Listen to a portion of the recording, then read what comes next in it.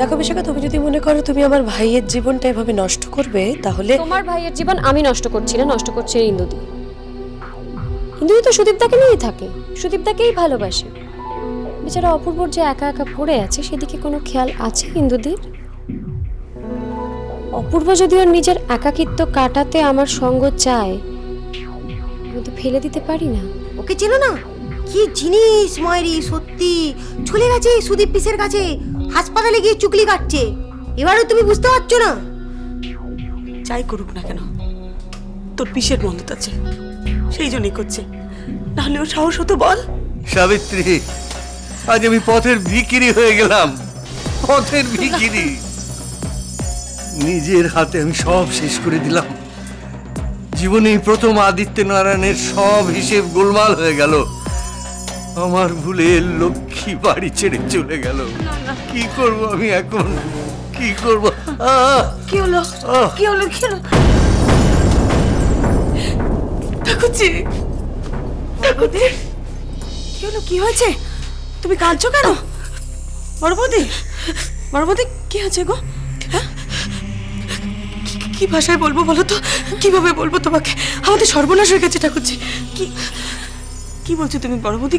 কি কি হয়েছে? কি সর্বনাশ হয়েছে? আমি বাবার ঘরে ঢুকতে গেছি, ওখানে বাবা মার কথোপকথন শুনেছি। বাবা মাকে বলছেন উনি শেয়ার মার্কেটের সমস্ত কিছু হারিয়ে আজকে সর্বশান্ত। কি বলছো তুমি? না না না না না না, তুমি তুমি ভুল শুনেছো। আমি ভুল শুনিনি ঠাকুরজি, বিশ্বাস করে আমি ভুল শুনিনি। আমি নিজে কানে শুনেছি বাবা মাকে বলছেন আমি আমি আজকে এক ধাক্কায় রাজা থেকে ফকির, আমি পথের ভিখিরি। আমি নিজে কানে শুনেছি। না না, এ হতে পারে না। আমি আমি আমি বিশ্বাস করি না, আমিও বিশ্বাস করিনি। কিন্তু কিন্তু খারাপ হলেও কথাটা সত্যি, তুমি দেখো। কি বলছো তুমি বড় বৌদি? না না, বাবা এত বড় ভুল করবে না, এ হতে পারে না। হ্যাঁ, হয়তো অল্প কিছু টাকা বাবা শেয়ার মার্কেটে হারিয়েছেন, তা বলে এক ধাক্কায় আদিত্য নারায়ণ চৌধুরী পথের ভিখিরি হয়ে যাবে, এ কথাটা তুমি না বললেও পারতে বড় বৌদি। কথাটা আমি মন করে বলি ঠাকুরজি। বড় বৌদি, তোমার শুনতে হয়তো খুব খুব খারাপ লাগছে, কষ্ট হচ্ছে, সেটা মনে তুমি নিজে গিয়ে দেখতে পারো, খোঁজ নাও। একটা কথা তোমায় বলতে পারি, আর যদি বাবার নির্বুদ্ধিতার জন্য আজকে আমাদের সর্বশান্ত হতে হয়। বড়বৌদি, আমার বাবা তোমার গুরুজন, তার সম্পর্কে এরকম নির্বুদ্ধিতা, এই কথাটা তুমি না বললেও পারতে। কোথা থেকে তুমি কি শুনে এসেছো আর কি বুঝেছো ভগবান জানে। আর আমার বাবার সম্বন্ধে তুমি চাইছে তাই বলছো। আমি কিছুতে এই কথা মানবো না, আমি মানতে পারি না। তুমি আজ মানছো না, তোমার আজ মানতে অসুবিধে হচ্ছে তো? সত্যি যদি আজকে এই চৌধুরী পরিবারের একজনের বুদ্ধি নাশের জন্য আমরা পথে বসি, সেদিন তো মানবে, সেদিন আর ভালো ভালো কথা তোমার মুখ থেকে বেরোবে না ঠাকুর। বড় বৌদি, নিজের মনের আয়নায় তুমি আমার মুখটা দেখার চেষ্টা করো না দয়া করে। ইন্দিরা, হ্যাঁ, অনেক ময়লা জমেছে তোমার মনে, পরিষ্কার করো নিজের মনটা, নইলে তোমার এই সাদা মুখটা না একদিন কালো হয়ে যাবে। আমিও দেখবো কার মুখটা সত্যিই কালো হয়, আমি দেখব। তুমি একদিন আমাকে বলেছিলে না, এই সংসারে সবাই শুধু নিজের নিজেরটাই বোঝে। আজ তোমার কথায় আমি সেটা হাড়ে হাড়ে বুঝতে পারছি বড় বৌদি।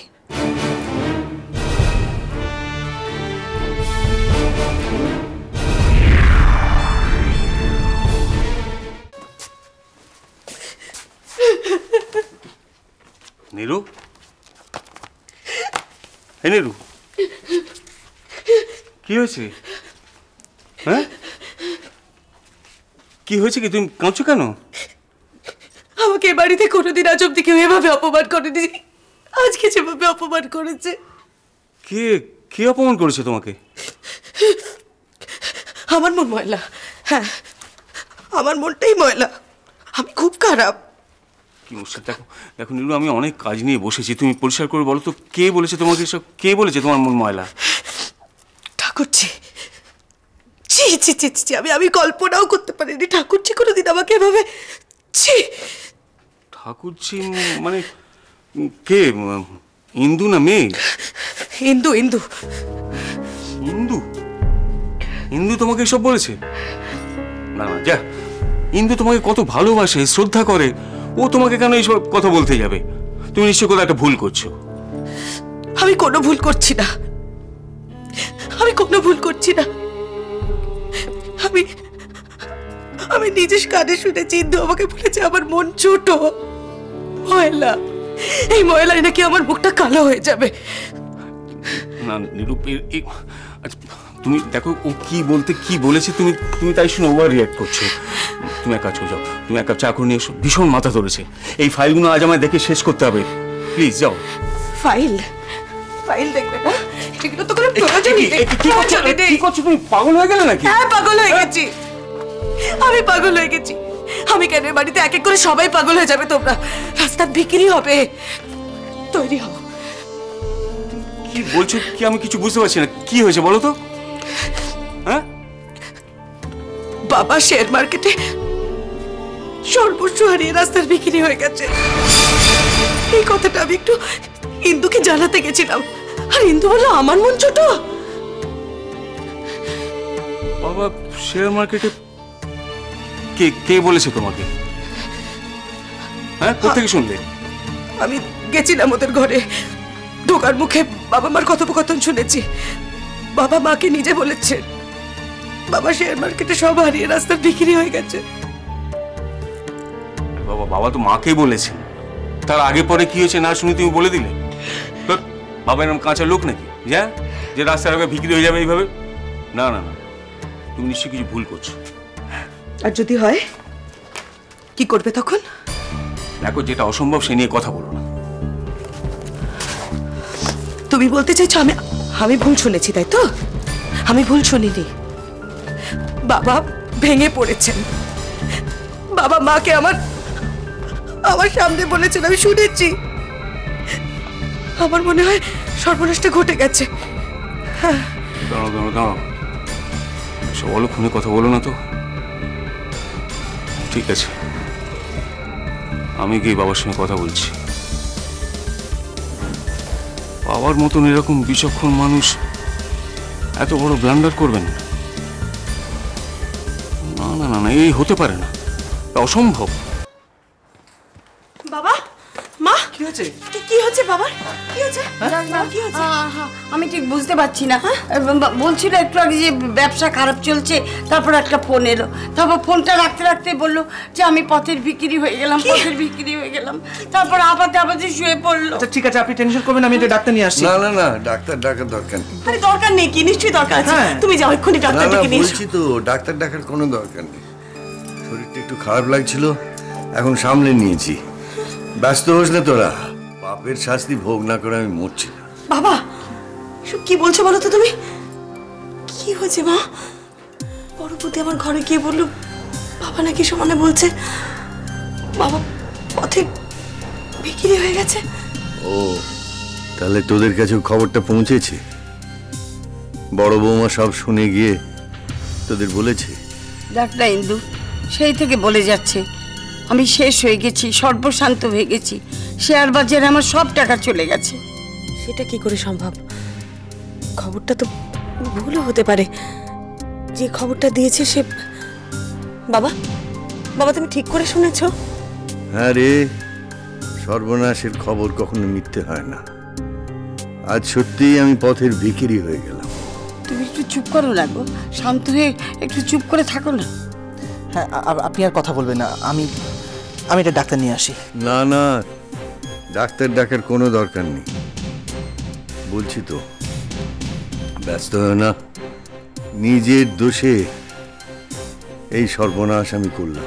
বাবা, আমি কি করলাম বলতো? তোদের সকলকে এইভাবে বিপদে ফেলে দিলাম। কিচ্ছু বিপদে ফেলোনি বাবা। বাবা তুমি এসব কথা বলো না। তুমি কাউকে বিপদে ফেলোনি, কেন এসব কথা বলছো? কে যে ফোনটা করলো লোকটা সর্বনেশের লোক। আচ্ছা ঠিক আছে, মানে আমার মনে হয় এখন তো এসব নিয়ে কথা বলে কোনো মানে নেই। আপনি এখন একটু বিশ্রাম নিন, পরে না হয় ঠান্ডা মাথায় সবার সঙ্গে কথা বলবেন। কাকে কি বলবো আমি? আমার কি বলার মুখ আছে? লোভে পড়ে বাজি জিততে গিয়ে সংসারটাকে অন্ধকারের মধ্যে ঠেলে দিয়েছি আমি কাকে কি বলবো? আচ্ছা বেশ ঠিক আছে, দেখুন যা হবার তো হয়ে গিয়েছে। ধরে নিন এটা একটা অ্যাক্সিডেন্ট, এটা মেনে নিয়ে তো আমাদের এগোতে হবে এখন। না না, এটা অ্যাক্সিডেন্ট নয়, এ তো আমার লোভের ফল। এই শেয়ার বাজারে ধস নামতে পারে আমি জানতাম, আমি যে শেষ হয়ে যেতে পারি সেই ধসে তাও জানতাম। জেনে শুনে আমি তো এই আগুনে হাত দিয়েছি, হাত তো আমার পূর্বেই। এই সমস্ত বিপর্যয়ের জন্য আমিই দায়ী।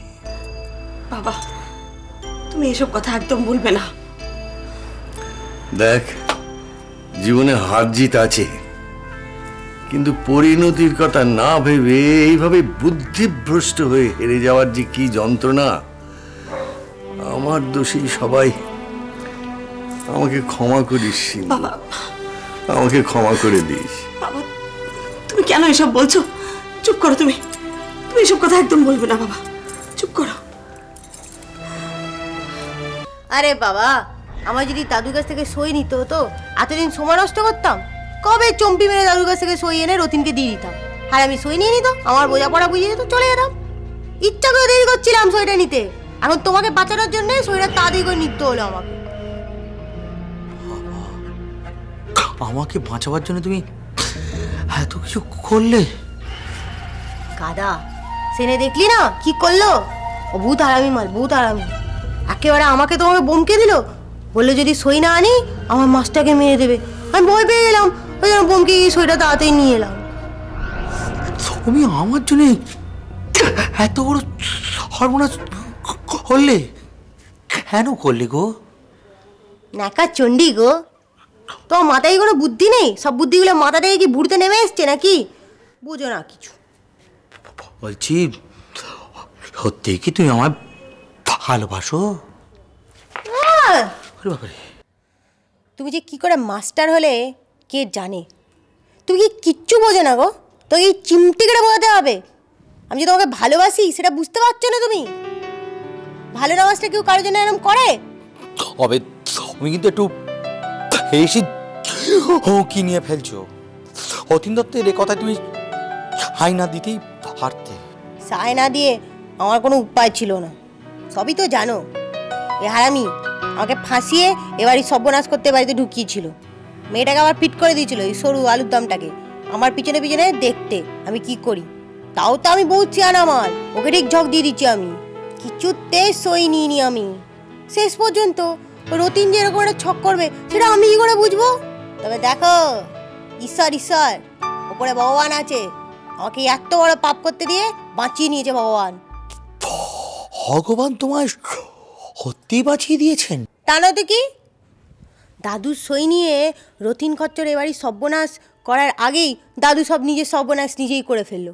ওই সব কী যেন আছে না, শেয়ার মার্কেটে নিজের সব টাকা লাগিয়ে দিয়েছে, দিয়ে সব টাকা ভোগে পাঠিয়ে দিয়েছে। একদিক দিয়ে বাবা আমি খুব খুশি হয়েছি। তুমি কি বলছো? চৌধুরী বাড়ির সর্বনাশে তুমি খুশি হয়েছো?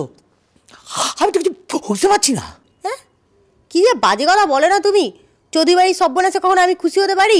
এবারই সকল লোক তো আমার নিজের কাছের লোক। দেখো, এই যে রতিন এই যে একটা খারাপ ছক করেছিল, আর সেই ছকে যে দাদুকে ফাঁসাতে পারলো না, সেটার জন্য আমি খুশি হয়েছি। আর বুড়ো আংলে ভালো করে ক্ষীর চুবিয়ে বসে বসে খাবে। আচ্ছা, এখন কি হবে? কিসের কি হবে? এই সর্বনাশ হলো তো, চৌধুরী বাড়ি ডুবে গেল, ওদিকে আমরাও ডুবে গেলাম। ব্যবসা বন্ধ, বাবার চাকরি। এখন আমি যে কি করবো কিছু বুঝতে পারছি না। কি আবার করবে? ব্যবসা করবে। ব্যবসা? আমি? হ্যাঁ, কেন ব্যবসা না করার কি আছে? সেটা তো বলছিল যে চন্দ্রমুখীর চত্বরে তো আলু ব্যবসা করবে, আলুর ব্যবসা শুরু করে দাও। ও তো রতিন দত্তের হয় ভেবেছিলাম আলুর ব্যবসা করবো।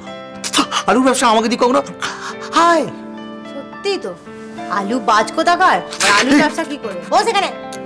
আচ্ছা শোনো, তুমি আলুর ব্যবসা না করো, অন্য কিছু যদি ব্যবসা করো সেটা ভালো করে ভাবো, ভেবে আমাকে জানাও।